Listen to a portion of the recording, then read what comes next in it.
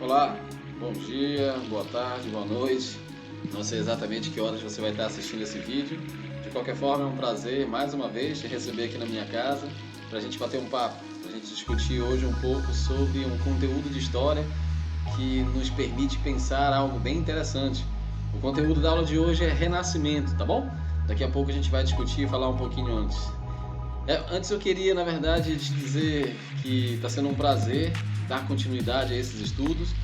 Alguns alunos deve estar sendo a primeira vez que a gente está tendo essa conversa, os alunos da Escola Telina Matos Pires, é um prazer, tá certo? Com vocês a gente vai trabalhar o segundo ano do ensino médio. Eu também estou preparando algumas aulas, fazendo alguns vídeos para os alunos da Escola Ana Bezerra de Sá, já que aqui o professor que vos fala trabalha nessas duas escolas, tá bom? Na aula de hoje a gente vai falar sobre renascer, renascimento. Mas o que foi isso? Quando isso aconteceu e aonde essas relações entre esses homens que viveram no período do século XVI, tá certo? 1500 e bolinha aí, esses homens que viveram naquela península. Osés, o que é uma península? Opa, galera, vamos com calma. Península é alguma coisa muito semelhante a uma ilha, porém a grande e absurda diferença está que a ilha ela é evidentemente circundada de água por todos os lados e a península não, tá bom? Então uma parte dessa porção de terra é ligada ao continente e a gente está falando da Península Itálica. Esse renascimento aconteceu mais ou menos no século XVI, tá certo? Nessa região, e a gente compreende como que, Osés, como é que eu posso entender esse renascimento? Olha, para eles lá foi um movimento que foi cultural, a gente vai explicar isso daqui a pouquinho. Esse movimento foi também um movimento político, porque interferiu na vida política da sociedade europeia. Foi um movimento econômico, porque, de certa forma, ajudou a promover uma economia que estava, de alguma maneira, precisando de uma motivação extra, uma vez que, durante muito tempo, a Idade Média, o feudalismo e as feiras medievais, de alguma forma, trabalhavam a questão comercial, mas não com a mesma intensidade e mobilidade que o comércio teve com o Renascimento, tá bom? Então foi um movimento cultural, científico, político, que influenciou decisivamente a vida daquelas pessoas que viveram ali e, de certa forma, influenciou até hoje a nossa vida. O objetivo da nossa aula é justamente fazer ou te ajudar a estabelecer esse link entre o que foi o Renascimento do século XVI na Europa, sobretudo na Península Itálica, e o que esse Renascimento tem a ver com a nossa vida hoje, tá bom? Mas olha, antes de começar propriamente dita a falar sobre o conteúdo do Renascimento, eu gostaria de perguntar se, de algum modo, você já renasceu. A gente vai trabalhar com uma ideia de renascimento, algo que nasce de novo. Eu não sei você, mas eu já tive a oportunidade de nascer de novo. Como é que é? Eu parar com isso? Você não está acreditando? Bom, tudo bem. Eu vivi uma vida sem muita decência, eu vivi uma vida não muito preocupado com o meu dia, com as minhas questões pessoais, e comecei a perceber que isso não era aquilo que eu podia fazer de melhor. Então eu comecei a refletir e pensar sobre como me tornar uma pessoa melhor, como nascer de novo. Eu não sei vocês, se vocês acreditam em Deus, se vocês acreditam na Bíblia, mas, se eu não estou equivocado, em João 3, diz assim, é importante nascer de novo. E olha, quem falou isso não foi qualquer pessoa, foi um cara simplesmente chamado Jesus Cristo, tá certo? Ele lá numa conversa com João, ele disse, olha, você quer nascer de novo, você quer ver tudo diferente, né? Então experimenta nascer de novo. Então é isso que eu estou te propondo, é isso que eu estou te dizendo, que se os renascentistas no século XVI tiveram a oportunidade de nascer de novo, eu quero te dizer que você também é capaz de fazer isso, tá bom? Experimenta aí, vê se você consegue. Pede a Deus que Ele vai te ajudar, tá bom? Eu tive a oportunidade de nascer de novo nessa perspectiva que eu estou te falando, de ver a vida com outros olhos.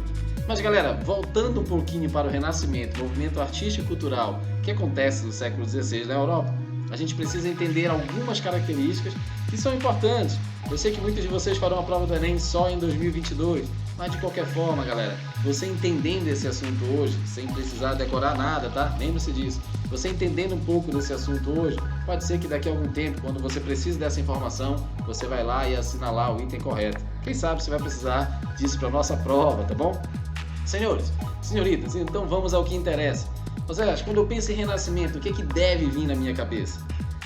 Primeira coisa que você precisa botar na cabeça é que esse renascer ou nascer de novo está atrelado, está vinculado a alguma coisa que já aconteceu no passado. nascer de novo, tá? Então ele nasce de novo, essa sociedade europeia nasce de novo com base no que já tinha acontecido no que nós chamamos de civilizações clássicas, ou classicismo, o que você quiser, tá bom? Mas o que eu quero que você entenda é que esse nascimento cultural, científico, comercial, está relacionado a muita coisa que já tinha acontecido na Grécia e Roma, tá certo? A língua, o direito romano, a questão da arquitetura, de como construir as casas, tá certo? O desenho dessa construção, gente, a arte, tá bom? A filosofia. Então essas ideias, esses conceitos estavam atrelados, certo? Ou seja, enraizados a uma coisa que já tinha acontecido e é uma das principais características do Renascimento, esse classicismo, ok? Seguindo um pouco mais, Oséias, tem alguma outra coisa que eu não posso esquecer quando penso em Renascimento? Claro, claro que sim. Vamos lá. Segundo o que nós acabamos de dizer, que na Antiguidade Clássica, entre os gregos e romanos, ela valorizava a arquitetura, o direito e assim outras coisas como a língua, é preciso nós entendermos que o renascentista ele buscou retomar um dos valores que existia na Grécia e Roma, que era a questão do antropocentrismo. Tá? O homem no centro do universo, a mais bela criação de Deus. Zé, mais uma vez você falando de Deus, agora não sou eu, né? Agora eu estou buscando as palavras, eu estou buscando as ideias dos renascentistas. O homem como a mais bela criação de Deus. Esse cara que de alguma forma começava a perceber a vida com outros olhos, que de alguma forma começou a questionar o poder e a única fala da Igreja Católica. E a partir desse questionamento, este homem que não negou a Deus. Alô, Oséias, isso é importante, hein? Os antropocentristas, ou as pessoas que viveram durante esse período, eles não negaram a Deus, eles começaram a entender a religião de uma outra forma. Tanto é verdade que nesse mesmo período que surge o que nós chamamos de protestantismo, tá? Ou a religião protestante, que protestou contra os princípios e os valores únicos determinados pela Igreja Católica da época do mundo feudal. Então, ó, eu tô te falando do classicismo, te falei do antropocentrismo, o homem como centro do universo, e aí, se você olha para você, não precisa decorar nada história. Olha pra você. Não, tu tem um espelho aí na tua frente? Eu tô com a câmera aqui na minha frente, eu tô me olhando. Sabe o que é que eu tô vendo? Eu próprio. Então escuta, segue a sequência da lógica. Antropocentrismo, colocar o homem no centro do universo, como a mais bela criação de Deus. Mas o que você quer dizer? Dá pra você dizer? Eu vou dizer. Uma característica que tá em você e tá em mim. Individual. Nós somos seres individuais. Nós não nascemos junto com o outro. Ah, Zé, eu nasci a partir da minha mãe, tá certo, mas você nasceu só, cara. Então você, de alguma forma, é individual. Eu não estou querendo dizer que é para você valorizar esse sentimento. Não estou querendo dizer que é para você se tornar individualista. Muito pelo contrário, a gente vive em sociedade. Não tem como. Olha para o próximo.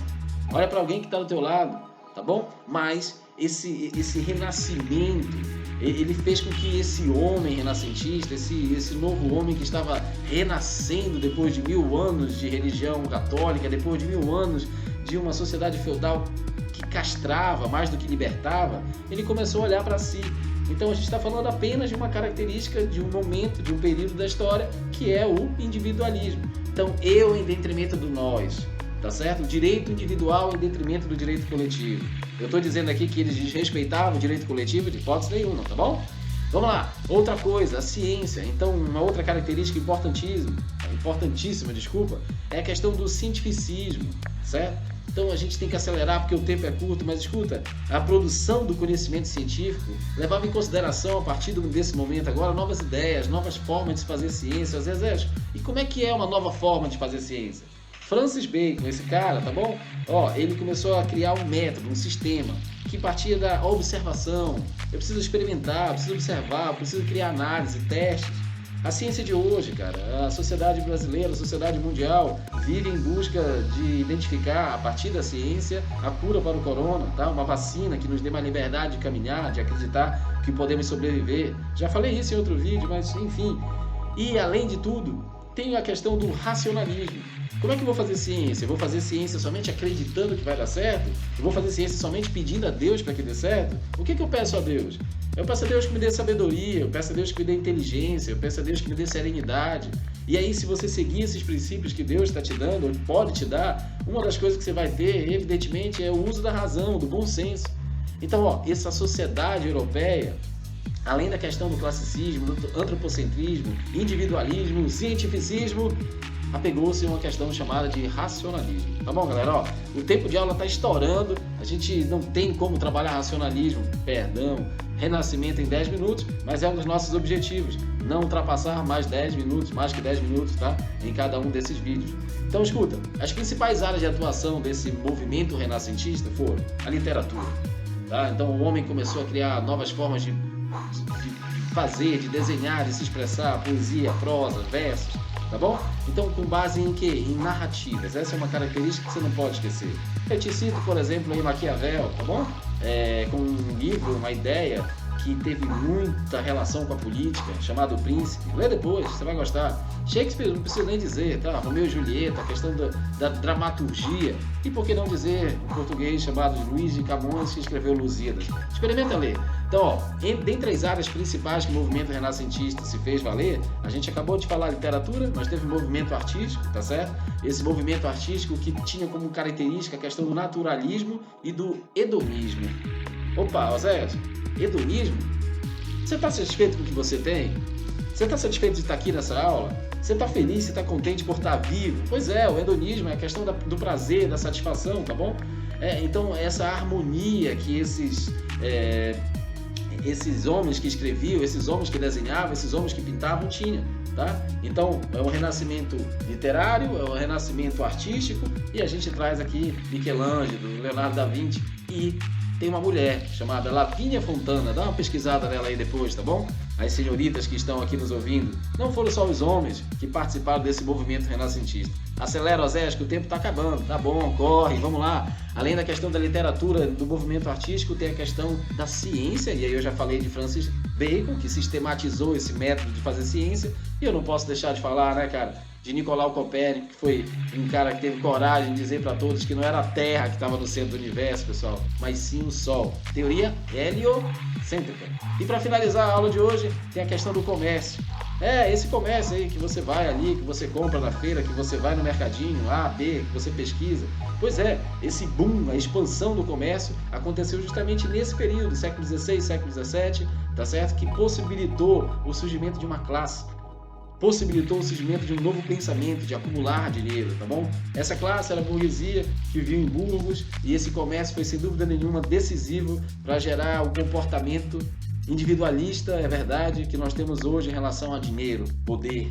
Então hoje o que nós chamamos de movimento capitalista está relacionado diretamente com o que surgiu no finalzinho, tá? Nesse século XVI, século XVII, nesse movimento renascentista na questão do comércio. Bom, por hoje é só.